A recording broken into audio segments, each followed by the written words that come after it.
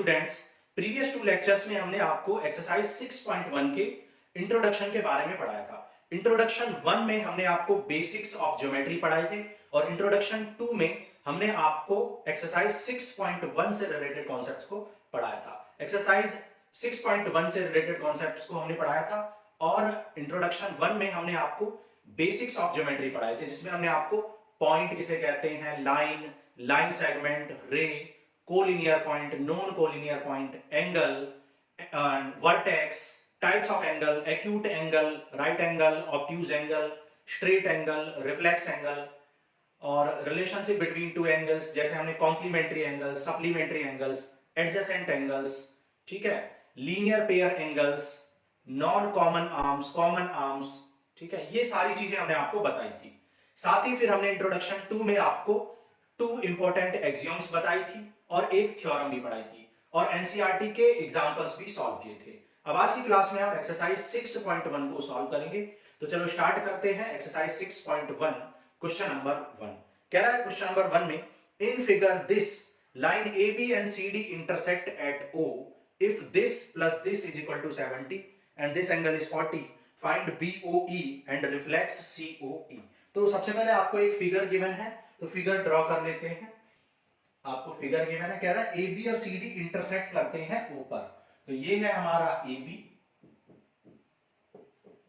ठीक है, और ये है हमारा CD, AB एंड CD। कह रहा है AB and CD intersect at O, AB और CD O पर इंटरसेक्ट करते हैं, ठीक है।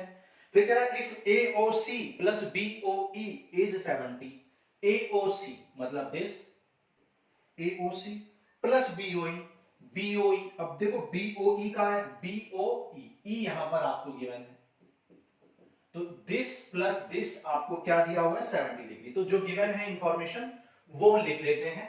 क्वेश्चन नंबर 1 हम कर रहे हैं, ठीक है। क्वेश्चन नंबर 1 हमें क्या क्या गिवन है, हमें गिवन है कि AOC मतलब ये वाला angle plus BOE equal to 70 degree, ठीक है। ये आपको फर्स्ट इंफॉर्मेशन गिवन है, फर्स्ट इक्वेशन आप इसको लेट कर लो। साथ ही आपको दिया हुआ BOD इज 40 डिग्री, ठीक है, BOD is equal to 40 degree, ये भी आपको गिवन है, इक्वेशन 2 हमने इसे कह दिया। और कह रहा है AB and CD intersect at O, AB और CD O पर इंटरसेक्ट करते हैं, ठीक है, ये भी आपको गिवन है। AB and CD intersects at AB और CD इंटरसेक्ट करते हैं O पर। तो ये 3 बातें आपको गिवन है, फर्स्ट, सेकंड एंड थर्ड, ये 3 इंफॉर्मेशंस आपको गिवन है। अब देखो सॉल्व करना स्टार्ट करते हैं, सॉल्व करना स्टार्ट करते हैं। अब देखो एक बात बताओ कि आप जानते हो AOB एक स्ट्रेट लाइन है, आप जानते हो AOB एक स्ट्रेट लाइन है, और जब किसी भी स्ट्रेट लाइन की बात करते हैं तो उस पर जितने भी एंगल बनते हैं उनका सम कितना होता है, 180 डिग्री। तो आप क्या बोलेंगे, as AOB is straight line, क्योंकि AOB क्या है, स्ट्रेट लाइन है। सो आप कह सकते हो AOC प्लस COE, ठीक है, COE प्लस BOE, इन तीनों एंगल्स का सम कितना हो जाएगा, 180 डिग्री हो जाएगा, ठीक है भाई। AOC plus COE plus AOB मतलब this plus this plus this, भाई इन तीनों एंगल्स का सम कितना हो जाएगा, 180, क्योंकि ये स्ट्रेट लाइन पर है, सो 180 डिग्री बनाएंगे। अच्छा, फाइंड क्या करना है ये भी लिख लेते हैं। आपको फाइंड क्या करना है, फाइंड आपको करना है BOE एंड COE, ठीक है, एंगल BOE आपको फाइंड करना है एंड एंगल COE फाइंड करना है, ये 2 चीजें आपको फाइंड करनी है, ओके। नाउ अब एक बात बताओ कि AOC और BOE तो 70 डिग्री गिवन है, तो अगर मैं इस AOC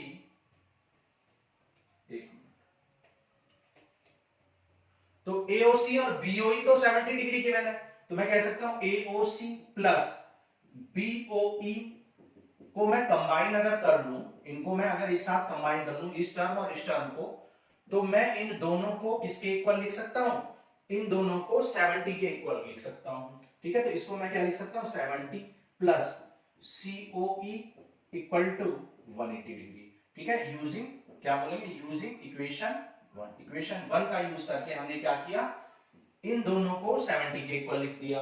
अब COE कितना हो जाएगा, एंगल COE हो जाएगा 180 और ये 70 उधर जाएगा तो सब्ट्रैक्ट हो जाएगा। ठीक है, तो COE कितना आ जाएगा 110।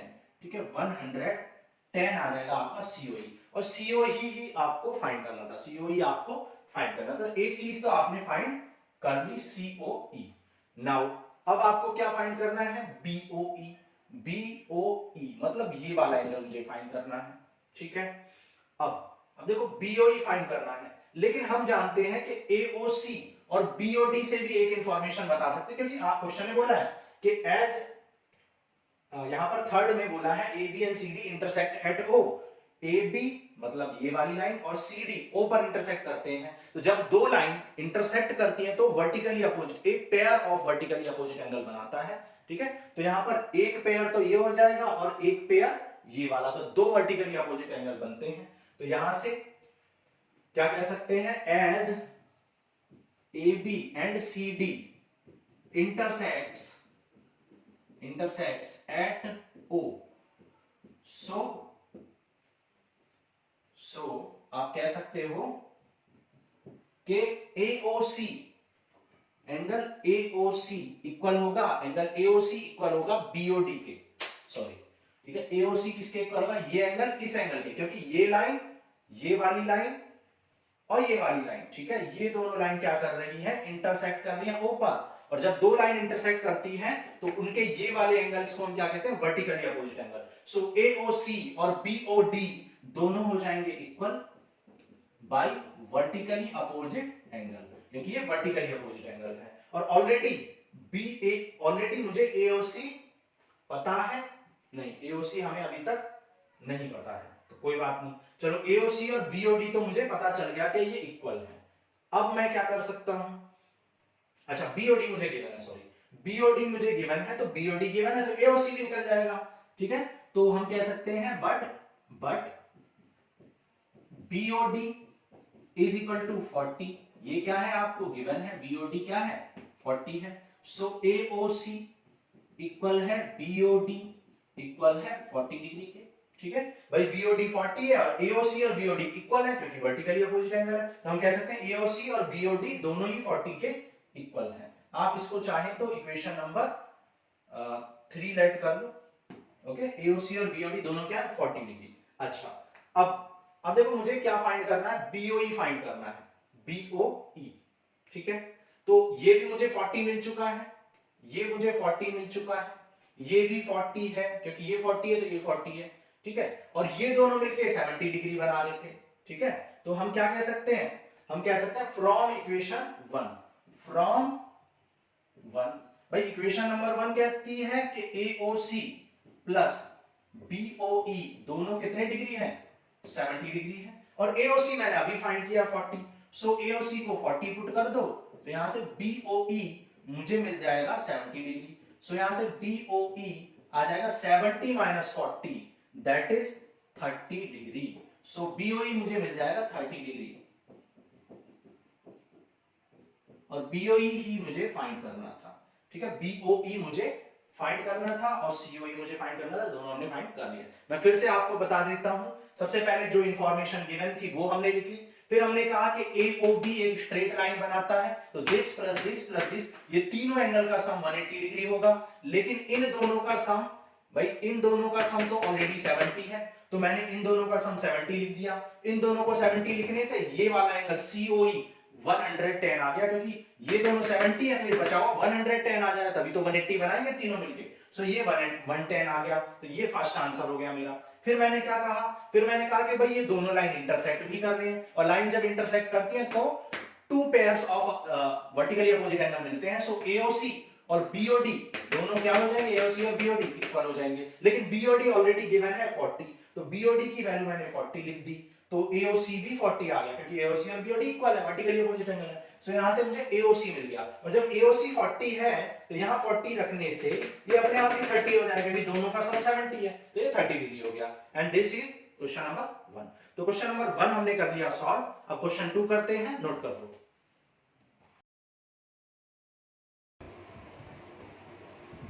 देखो क्वेश्चन नंबर 2 करते हैं। कह रहा है in figure 6.14 line X Y and M N intersect at O if POY is 90 and H to B is 2:3 find C।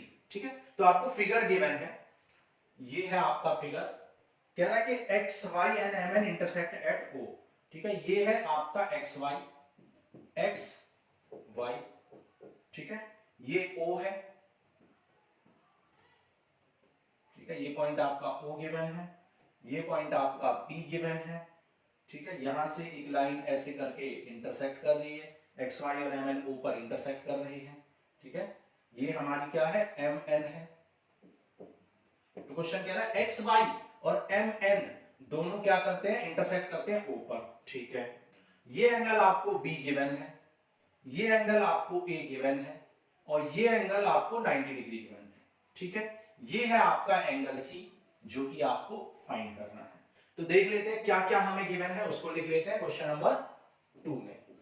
Question number 2 में हमें क्या क्या गिवन है, देखो हमें गिवन है फर्स्ट, आपको पता है कि एक्स एंड वाई दोनों इंटरसेक्ट कर, X Y and M N intersect करते हैं ऊपर। ठीक है, तो गिवन है फर्स्ट, आपको क्या पता है, आपको पता है कि X Y and M N intersects at O. भाई एक्स वाई मतलब ये वाली लाइन और एम एन ये वाली लाइन दोनों इंटरसेक्ट करते हैं ओ पर, ये आपको गिवन है। सेकंड पॉइंट आपको क्या गिवन है, सेकंड बात आपको गिवन है कि पीओवाई 90 डिग्री है, पीओवाई 90 डिग्री आपको फिगर में दिख भी रहा है, पीओवाई 90 डिग्री। ठीक है, सेकंड इंफॉर्मेशन ये दे रखी है।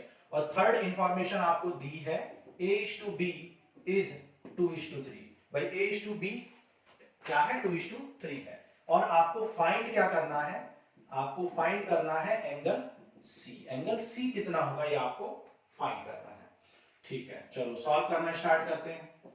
अब देखो क्या क्या हमें पता था, उससे क्या क्या इंफॉर्मेशन निकाल सकते हैं। सबसे पहले X Y and M N intersect at O. ठीक है, तो as X Y and M N intersects at O. भाई एक्स वाई और एम एन क्या करते हैं, इंटरसेक्ट करते हैं ऊपर। और जब दो लाइन इंटरसेक्ट करती है तो उन्हें इंटरसेक्टिंग लाइंस कहते हैं। और intersecting lines two pair of vertically opposite angle बनाते हैं, आपको थ्योरम नंबर 6.1 में बताया था। ठीक है, तो आप कह सकते हैं कि भाई ये वर्टिकली अपोजिट एंगल बनाएंगे। कौन कौन, एक्स ओ वाई, भाई एक्स ओ वाई और एम एन, मतलब कह सकते हैं एक्स वाई और एम एन। तो एक्स वाई और एम एन कौन सा एंगल, इधर कौन सा एंगल बना रहा है एक्स वाई और एम एन, इधर बना रहा है एंगल बी या एक्स ओ एम कह सकते हैं। तो आप कह सकते हैं so angle X O M. ठीक है, एक्स ओ एम मतलब ये वाला एंगल किसके इक्वल होगा, इस एंगल के, वर्टिकली अपोजिट एंगल। ठीक है, ये वाला एंगल इस एंगल के इक्वल होगा, तो मैं कह सकता हूं एन ओ वाई। ठीक है, एन ओ वाई के इक्वल होगा।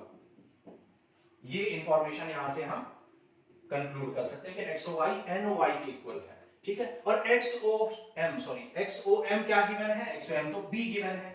तो एंगल एन ओ वाई की वैल्यू कितनी आ गई, एन ओ वाई की वैल्यू मतलब ये वाला एंगल भी कितना आ चुका है, बी आ चुका है। ओके, नाउ अब आप एक बात कह सकते हो कि एक्स वाई एक स्ट्रेट लाइन है। ठीक है, आप एक इंफॉर्मेशन ये भी कह सकते हो X Y is a straight line. भाई एक्स वाई एक स्ट्रेट लाइन है। ठीक है, as X Y is a straight line, so जब एक्स वाई एक स्ट्रेट लाइन है तो आप कह सकते हैं बी प्लस ए प्लस 90। भाई ये तीनों एंगल, जैसा कि अभी प्रीवियस क्वेश्चन में किया था, ये तीनों एंगल मिलके 180 डिग्री के इक्वल होंगे। तो आप कह सकते हो एंगल ए, एंगल बी और एंगल पीओवाई, एंगल पीओवाई तीनों मिलके 180 डिग्री के इक्वल होंगे। लेकिन पीओवाई ऑलरेडी 90 डिग्री गिवन है। ठीक है, तो पीओवाई को आप क्या लिख सकते हो, 90 डिग्री। सो यहां से आपको a प्लस बी मिल जाएगा, a प्लस बी 180 माइनस 90, तो ये मिल जाएगा 90। तो ये हो गई हमारी इक्वेशन नंबर, मान लो ये हमारी इक्वेशन 1 थी, ये हो गई हमारी इक्वेशन नंबर 2। ठीक है, तो a प्लस बी 90 डिग्री हो गया। अब रेशियो में आपने पढ़ा हुआ होगा प्रीवियस क्लासेस में, जब भी दो चीजें रेशियो में गिवन होती हैं जैसे 2:3, तो हम उनको 2x और 3x लेट कर लेते हैं। तो यहां पर भी वही करेंगे। ठीक है, a:b क्या है, 2:3 है। ठीक है, as A:B is equal to 2:3, let A equal to, let कर लो कि भाई A कितना है, let A equal to 2x and B equal to 3x। भाई A को 2x लेट कर लो और B को 3x लेट कर लो, तो from 2, तो इक्वेशन नंबर 2 से आप क्या कह सकते हो, from 2 2 से आप कह सकते हो कि भाई 2x प्लस 3x, क्योंकि a की वैल्यू 2x है और b की वैल्यू 3x है। ax plus 2x equal to 90, so 5x equal to 90, so x आ जाएगा 18। ठीक है, तो x की वैल्यू क्या आ जाएगी 18, नीचे दिखाई दे रहा है। ओके ठीक है, तो यहां पर लिख देते हैं x की वैल्यू क्या आ गई 18 आ गई। 5 डिवाइड में जाएगा तो x की वैल्यू आ जाएगी 18 डिग्री 18 डिग्री। ठीक है, नाउ अब आपको x मिल गया 18 और a कितना था 2x था, तो a की वैल्यू कितनी है 2x है और x मिल चुका है मुझे 18, तो a की वैल्यू आ जाएगी 36। ठीक है भाई, a की वैल्यू क्या आ जाएगी 36 आ जाएगी, एंड b कितना आ जाएगा और b आ जाएगा 3x, मतलब 3 into 18 दैट इज 54। तो a आ गया 36, b आ गया 54, लेकिन मुझे a और b फाइंड नहीं करना था, फाइंड करना था मुझे c। ठीक है, c मुझे फाइंड करना था। लेकिन अगेन हम एक बात कह सकते हैं कि mn एक स्ट्रेट लाइन है, mn एक स्ट्रेट लाइन है, तो mn जब एक स्ट्रेट लाइन है तो b और c क्या बनाएंगे लीनियर पेयर बनाएंगे, मतलब 180 डिग्री होंगे। ठीक है, तो यहां पे हम लिख सकते हैं as mn is straight line, mn is a straight line, so a and b form linear pair, a and b will form linear pair, a और b क्या बनाएंगे linear pair बनाएंगे, so a plus b equal to क्या लिख सकते हैं हम, sorry b plus c equal to क्या लिख सकते हैं, यहां पर हमें b plus c लिखना था। ठीक है, b and c, क्योंकि b और c लीनियर पेयर बनाएंगे, क्योंकि xy एक स्ट्रेट लाइन है, तो ये पूरा एंगल कितना बनाएगा लीनियर पेयर, मतलब b plus c 180 डिग्री, सो b plus c हो जाएगा 180 डिग्री, सो c हो जाएगा 180 minus b, that is 180 minus 54 which is 126, तो 126 हो जाएगा आपका c, और c ही आपको फाइंड करना था। क्लियर है, मैं एक बार फिर से एक्सप्लेन करता हूं आपको। क्वेश्चन में बोला हुआ था कि xy और mn स्ट्रेट लाइन है, भाई ये xy है ये mn है, तो जब दो लाइन क्या सॉरी इंटरसेक्ट करती हैं, जब इंटरसेक्ट करती हैं तो वर्टिकली अपोजिट एंगल होते हैं, मतलब xom और noy दोनों इक्वल होंगे, तो मैं क्या कह सकता xom और noy दोनों इक्वल होंगे, तो b की वैल्यू noy आ जाएगी। ठीक है, हालांकि यहां से मुझे कोई इंफॉर्मेशन मिली नहीं, इसका कोई यूज नहीं हो पाया, तो कोई बात नहीं, आप चाहे तो इसे इरेज भी कर सकते हैं। ठीक है, अब देखो यहां पर a b और c, सॉरी a b और ये 90 डिग्री, ये तीनों क्या बनाएंगे लीनियर पेयर, तो a plus b plus poy 180, poy आपको 90 गिवन है, तो a plus b कितना आ जाएगा 180 minus 90, और a is to b 2 is to 3 है, रेशियो में जब गिवन होते हैं तो a को 2x लेट कर लो, b को 3x, और 2x plus 3x किसके इक्वल है 90 के, 5x की वैल्यू 90, तो x की वैल्यू आ गई 18, जब x आ गया तो a आ जाएगा 18 2 जा 36, b आ जाएगा 18 3 जा 54, और b और c लीनियर पेयर बना रहे हो, तो b और c का सम 180 होगा, तो c की वैल्यू क्या आ जाएगी 180 minus b, that is 180 minus 54 which is 126। ठीक है, तो इसका कोई यूज नहीं हुआ, तो इसको आप इरेज कर दो, इसका कोई यूज हमने नहीं किया। ओके, क्योंकि मैं रटे रटाए स्टेप्स नहीं पढ़ाता हूं, मैं उसी तरीके से करता हूं जिस तरीके से एक बच्चा सोचता है। ठीक है, एक स्टूडेंट जिस टाइप से सोचना स्टार्ट करता है किसी भी क्वेश्चन को कि भाई क्या गिवन है क्या निकाल सकते हैं, उसी तरह से मैं करता हूं। मैं ऐसे नहीं करता हूं कि हाँ मतलब मुझे पहले से पता है चीजें, मुझे पहले से कुछ नहीं पता कि क्वेश्चन कैसे सॉल्व होंगे कैसे नहीं, मैं कोशिश करता हूं कि भाई क्या गिवन है उसे क्या कंक्लूजन निकाल सकता हूं, तो कभी कभी कुछ स्टेप्स एक्स्ट्रा भी हो जाते हैं, कभी कभी क्वेश्चन लेंथी भी हो जाता है as compare to other teachers. ठीक है, तो ये हो गया हमारा क्वेश्चन 2, नोट करो, फिर आगे चलते हैं क्वेश्चन 3 करते हैं। देखो क्वेश्चन नंबर 3 करते हैं। क्वेश्चन नंबर 3 कह रहा है in figure 6.15 PQR is equal to PRQ, ये आपको गिवन है, तो सबसे पहले फिगर ड्रॉ कर लेते हैं। क्या गिवन है आपको फिगर, ये आपको एक ट्रायंगल गिवन है, इस तरीके से ये एक्सटेंडेड है, ये point S Q R T, ठीक है, ये एंगल और ये एंगल आपको इक्वल गिवन है, ये है आपका P। ठीक है, तो क्या क्या गिवन है नोट कर लेते हैं पहले। क्वेश्चन नंबर 3 में आपको गिवन है, आपको क्वेश्चन नंबर 3 में गिवन है कि भाई PQR मतलब ये एंगल PQR इक्वल है PRQK, मतलब ये दोनों एंगल आपको इक्वल गिवन है, तो आप कह सकते हो कि angle PQR equal to PRQ given है। ठीक है, मान लो कि आपने इसको कहा इक्वेशन नंबर 1। ठीक है, फिर आगे और भी कुछ चीजें गिवन है नहीं, और कुछ इंफॉर्मेशन यहां पर नहीं गिवन है, लेकिन आपको एक बात गिवन प्रूफ करनी है, proof that PQS equal to PRQ, तो प्रूफ क्या करना है, ठीक है, आपको प्रूव करना है PQS equal to PRT, PQS equal to PRT, ये मुझे प्रूव करना है। ठीक है, तो देखो सॉल्व करना स्टार्ट करते हैं, प्रूफ स्टार्ट करते हैं। नाउ अब एक बात आप जानते हो कि भैया SQR एक स्ट्रेट लाइन है और उस पर QP एक रे है या एक लाइन स्टैंड करती है। तो एक्सियम नंबर 1 में हमने आपको बताया था कि अगर किसी स्ट्रेट लाइन पर एक रे स्टैंड करती है तो हमेशा क्या होता है, वो लीनियर पेयर फॉर्म करते हैं। तो ये और ये दोनों क्या हो जाएंगे, लीनियर पेयर। तो आप कह सकते हो as PQ stands on line SR, PQ stand करता है लाइन SR पर या ST पर, कुछ भी कह सकते हो, ठीक है, SR पर, so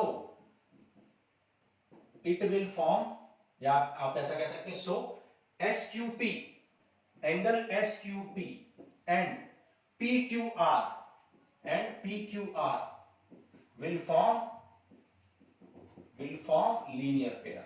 ठीक है, will form लीनियर पेयर। आप सिंपली भी लिख सकते हो, आप स्टेटमेंट लिखो, आप कहोगे भाई this plus this equal to 180 degree, क्यों, लीनियर पेयर की वजह से। आप डायरेक्टली लिख सकते हो, तो क्या कह सकते हो, PQS, ठीक है, एंगल PQS इक्वल हो जाएगा एंगल PQR के, एंगल PQR के, सॉरी इक्वल नहीं होगा, इनका सम कितना होगा, 180 डिग्री होगा। ठीक है, PQS और PQR का सम, इन दोनों एंगल्स का सम कितना होगा, 180 डिग्री। क्यों, लीनियर पेयर। हमने ऊपर भी एक्सप्लेन कर दिया है क्यों, क्योंकि एक्सियम होती है कि भाई अगर एक लाइन या एक रे स्टैंड करती है एक स्ट्रेट लाइन पर तो वो हमेशा लीनियर पेयर बनाते हैं, मतलब उनका सम हमेशा 180 डिग्री होता है। So this plus this equal to 180 degree होगा। Similarly this plus this equal to भी 180, क्योंकि ये रे या ये लाइन स्टैंड करती है QT पर, तो क्या सिमिलरली लिख दें, सिमिलरली,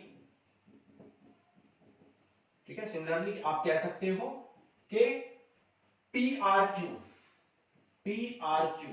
प्लस PRT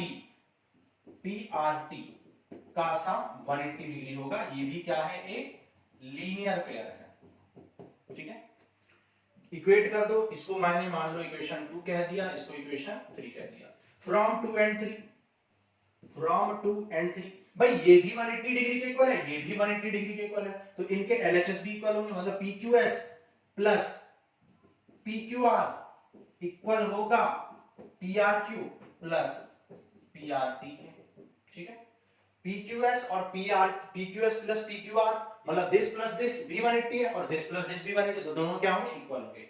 लेकिन हमें पता है फ्रॉम 1 PQR और PRS इक्वल है, तो PQR कहां गया, PQR और PRS, ठीक है, सॉरी PQR और PRQ दोनों इक्वल गिवन है, तो आप क्या दोगे, PQS इक्वल टू, आज बच जाएगा PR2, ठीक है, PRT, तो क्या लिख देंगे, एज फ्रॉम वन हम कह सकते हैं PQR इक्वल है PRQ के। भाई इक्वेशन नंबर 1 में आपको गिवन है PQR और PRQ इक्वल है, तो जब इक्वल है तो ये दोनों जब उधर जाएगा तो कैंसिल आउट हो जाएगा, तो PQS इक्वल टू PR2 मिल जाएगा, which is we have to prove, तो हेंस प्रूव।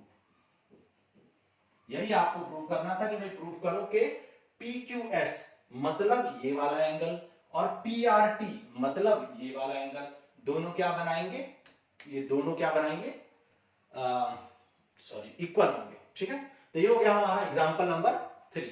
नोट करो, फिर आगे करते हैं एग्जांपल 4।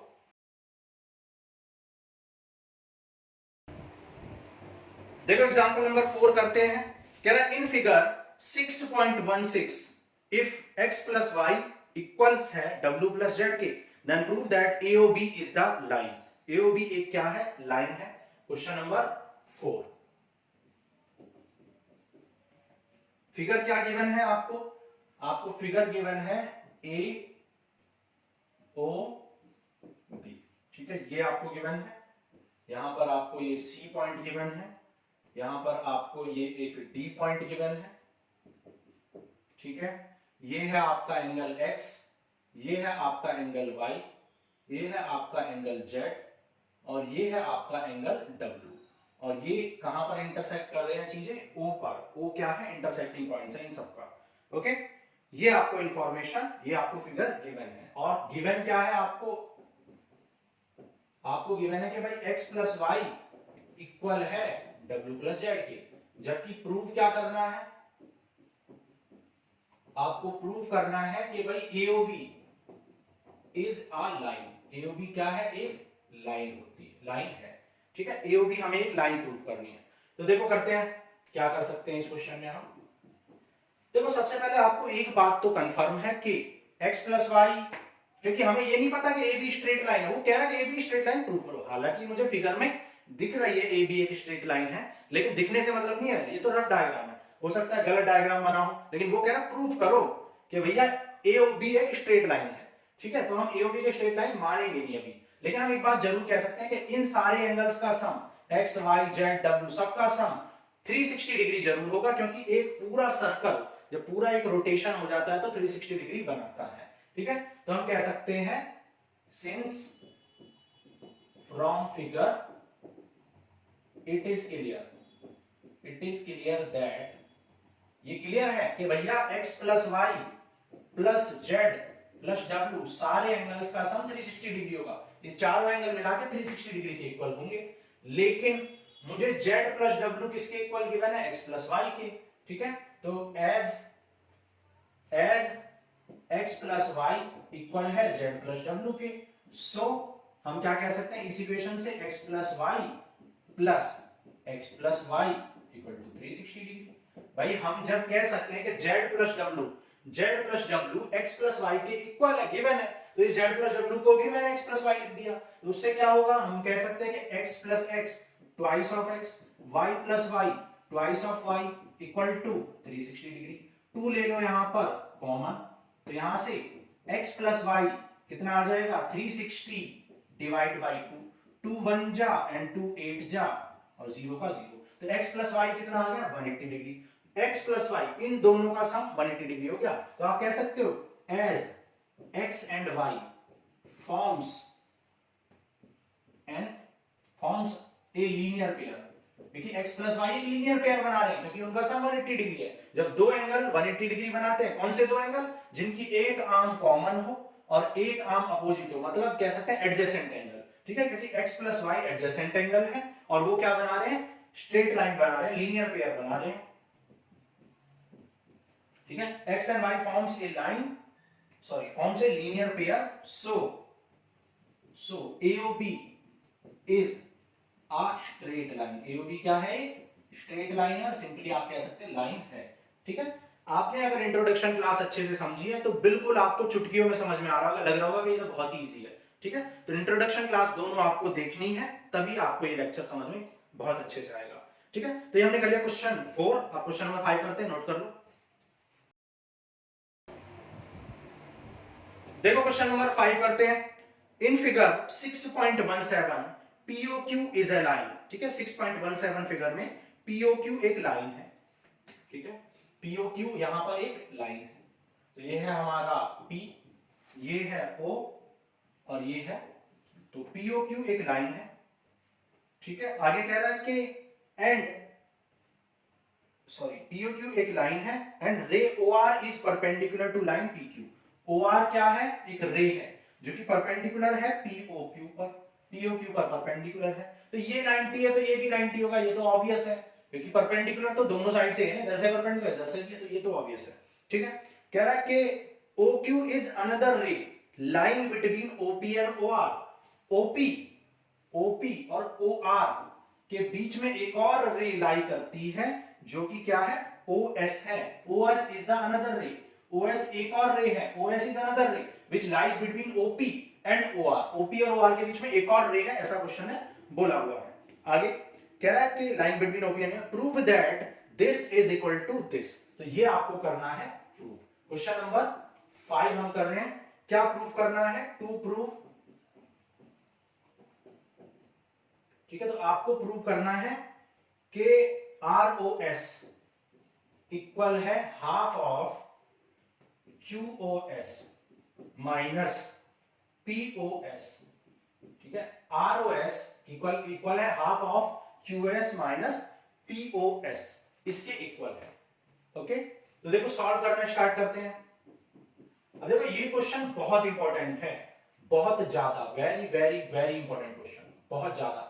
इस एक्सरसाइज का सबसे ज्यादा इंपॉर्टेंट क्वेश्चन अगर कोई है तो यही है, सबसे मोस्ट इंपॉर्टेंट क्वेश्चन एग्जाम के लिए भी और आपके जो स्कूल टेस्ट होते हैं उसमें भी बहुत इंपॉर्टेंट है। और ये क्वेश्चन बच्चे कर भी नहीं पाते हैं, थोड़ा सा ये लेंथी प्रोसेस से करते हैं बच्चे और फिर बीच में कंफ्यूज होके छोड़ देते हैं। मैं दूसरे तरीके से इसको कराता हूं, तो देखो कैसे करेंगे। देखो एक बात तो मुझे कंफर्म है कि जब ये 2 इधर जाएगा तो मुझे ये प्रूव करना है कि 2ROS इक्वल है QoS माइनस PoS के।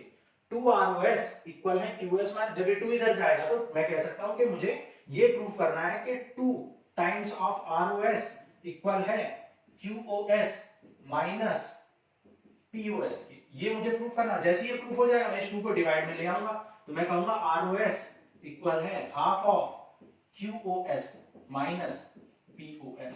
ठीक है, ROS इक्वल है half of QoS minus PoS, मतलब ये प्रूफ हो गया। तो इस 2 को इधर भेज के ये प्रूफ कर देंगे और कह देंगे हेंस प्रूफ। ठीक है, हो जाएगा प्रूफ। ठीक है, तो मुझे 2ROS की वैल्यू निकालनी है, तो मैं क्यों ना एक काम करूं, पहले मैं ROS की वैल्यू निकाल लूं। देखो मैं ROS की वैल्यू निकाल लेता हूं और एक और ROS की वैल्यू निकाल लूं, 2 ROS की वैल्यू निकाल दूं और ऐड कर दूं। ठीक है, एडिंग 1 एंड 2, भाई 2 ROS की वैल्यू निकालूं किसी तरीके से और उन दोनों को क्या कर दूं, ऐड, तो मुझे 2 ROS की वैल्यू ये मिल जाएगी, 2 ROS की वैल्यू ये मिल जाएगी। तो मैं ROS की वैल्यू कैसे निकालूं, मुझे ऐसी वैल्यू निकालनी है ROS की, या तो वो QoS के टर्म में हो या PoS के टर्म्स में। अब देखते हैं ROS कहां है, ROS और मुझे QoS और PoS के टर्म्स में निकालना है। तो देखो PoS ये है, मैं ROS को ये लिख सकता हूं, देखो समझना बात को बिल्कुल ध्यान से। अच्छा ये पूरा एंगल कितना है, पूरा एंगल 90 डिग्री है, ये पूरा एंगल 90 है। अगर इस 90 में से PoS निकाल दूं, 90 में से PoS निकाल दूं तो क्या मुझे ROS मिल जाएगा। अगेन देखो 90 में से, यानी इस पूरे एंगल में से ये वाला एंगल निकाल दूं, पूरे एंगल में से ये वाला कट कर दूं, ये वाला कट कर दूं तो यही तो बचेगा ROS ही, बस हो गया। तो क्या लिखूंगा 90 माइनस PoS, भाई पूरा 90 है, 90 में से ये वाला हटा दिया, ये वाला हटा दिया, तो क्या बचेगा, ROS बचेगा। तो ये हो गई मेरी इक्वेशन नंबर 1।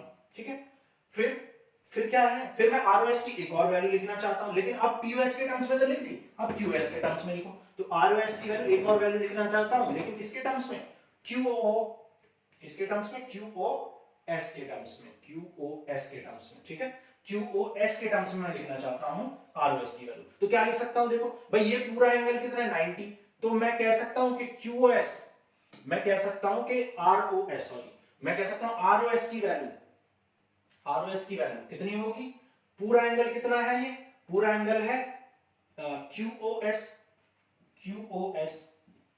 माइनस 90। ठीक है, फिर से मैं समझाता हूं, ये पूरा एंगल ROS है, ठीक है, सॉरी ये वाला एंगल ROS है, ROS मुझे निकालना है, लेकिन मुझे किसके टर्म्स में निकालना है, QoS के, क्योंकि QoS मुझे प्रूफ करना है। तो ROS निकालने के लिए मैं क्या करूंगा, 90 डिग्री, या आप ऐसे कह सकते हो पूरे में से 90 डिग्री सब्ट्रैक्ट कर दूंगा, QoS में से इस पूरे एंगल में से 90 डिग्री सब्ट्रैक्ट कर दूंगा तो मुझे ROS मिल जाएगा। पूरे एंगल में से इस वाले को सब्ट्रैक्ट कर दूंगा 90 को, तो मुझे ROS मिल जाएगा। ठीक है, तो QoS इस पूरे में से मैंने ये वाला हटा दिया तो ROS मिल गया, बस हो गया क्वेश्चन। ऐड कर दो इक्वेशन 1 और 2 को, ऐड करते ही 90 से 90 कैंसिल, ROS और ROS क्या आ जाए 2ROS। ठीक है, ROS 2ROS और QoS माइनस PoS, और ये हो गया हमारा प्रूफ। आप देख सकते हो कितनी लाइन में क्वेश्चन हो गया, 1 2 3 लाइन में क्वेश्चन हो गया। यहां तो सिर्फ हमने 2 को डिवाइड में भेजा, प्रूफ तो यही हो गया था, 1 2 3 लाइन में। मैं गारंटी देता हूं कि 10 लाइन से कम में कोई भी आपको ये क्वेश्चन नहीं कराता है। ठीक है, मैंने 3 लाइन में इस क्वेश्चन को सॉल्व कर दिया। तो अगर आप ये समझ जाओगे कि ये 2 इक्वेशन लिखनी सीख जाओ, बस ये 2 इक्वेशन को ऐड करते ही प्रूफ हो जाएगा। यानी 2 लाइन आपको लिखनी है ध्यान से, ये वाली 2 लाइन, बाकी तो क्वेश्चन ऐड करते ही आंसर आ जाएगा। ओके, तो ये हो गया हमारा क्वेश्चन नंबर 1। नेक्स्ट करते हैं क्वेश्चन 6, नोट करो। देखो क्वेश्चन नंबर 6 करते हैं, कह रहे it is given that XYZ is 64। XYZ क्या है, 64 है, ये आपको गिवन है। क्वेश्चन नंबर 6 क्या गिवन है, आपको गिवन है एंगल XYZ 64। कह रहा है XY is produce to point P। तो सबसे पहले हम XYZ एक एंगल बना लेते हैं, XYZ इक्वल टू 64। ठीक है, तो देखो मान लो हमने ये बना लिया, ये है मेरा X, ये है मान लो Y और ये है Z। XYZ कितने डिग्री का बना लिया, 64 डिग्री का। ठीक है, तो हमने कहा कि XYZ 64 डिग्री है। कह रहा है XY is produce to point P, X Y को, ये एक्स वाई है, इसको प्रोड्यूस किया जाता है पॉइंट पी तक, इसको प्रोड्यूस कर दिया जाता है, एक्सटेंड कर दिया जाता है पॉइंट पी तक। तो हमने इसको एक्सटेंड कर दिया पॉइंट पी तक। Draw a figure from the given information, draw कर लिया हमने। कह रहा if Y Q bisect Z Y P, Z Y P को, यानी कौन से, Z Y P, Z Y P जो एंगल है इसको कौन बाइसेक्ट करता है, Y Q, Y Q bisect करता है। चलो ये हमने कर लिया वाई क्यू। कह रहा है जेड वाई पी मतलब इस एंगल को कौन बाइसेक्ट करता है, वाई क्यू बाइसेक्ट करता है, ray Y Q. Find X Y Q and reflex Q Y P.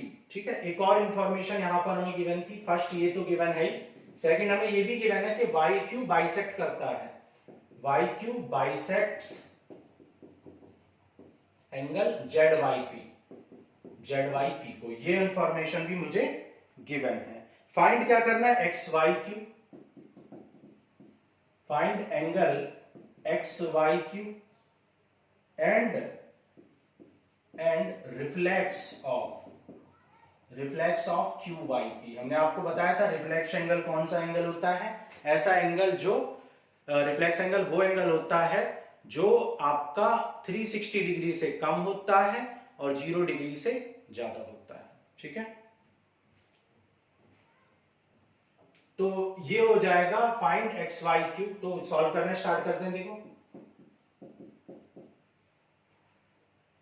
क्या कह सकते हैं हम, एक बात कह सकते हैं कि भैया एक्स पी तो एक स्ट्रेट लाइन है, as X P is straight line.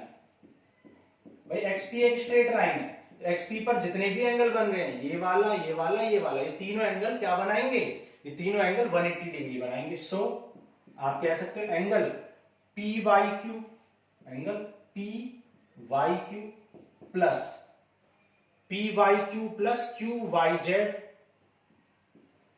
Q Y Z plus Z Y X या एक्स वाई जेड भी कह सकते हैं।